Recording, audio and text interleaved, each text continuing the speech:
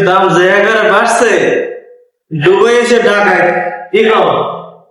জিনিসের দাম যে এগারে বাড়ছে, দুবাই ঢাকায় 25 টাকা কেজি গরুর মাংস হয়েছে 40 টাকা।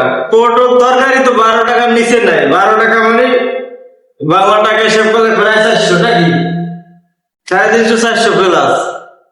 আর সারা জীবন শুনেছি বাংলাদেশের দাম জিনিসপাতির এত এত বাড়ছে এত বাড়ছে। আর এইখানে যে অবস্থা, মানে গলার উপর দিয়ে মনে করে ছড়ি বসাই না ডাইরেক্ট 25 টাকা কেজি গরুর মাংস, সেটা দিয়ে 40 টাকা। সবজি কোনো 12 টাকার নিচে নাই না, তাহলে কি কাঁচামরিচ, সাধারণ কাঁচামরিচ 20 টাকা কেজি, 18 টাকা 20 টাকা কেজি। মানুষ কি খাবে? মাছ আগে ছিল 5 টাকা কেজি, সেই মাছ এখন 16 টাকা 17 টাকা 20 টাকা কেজি। কোন কোন মাছ তো আরো বেশি দাম, মাছ বুঝছে আর কি। কি খাইব কি? এখানে যা কামাই করে তাদের সব খাইয়ে শেষ করে দেওয়া লাগবে। এই তো অবস্থা এখন বর্তমানে, যে অবস্থা শিশুর চলতে আছে বর্তমানে বাজার ঘাট সব মিলে সব অবস্থা ভয়াবহ। এই অবস্থা।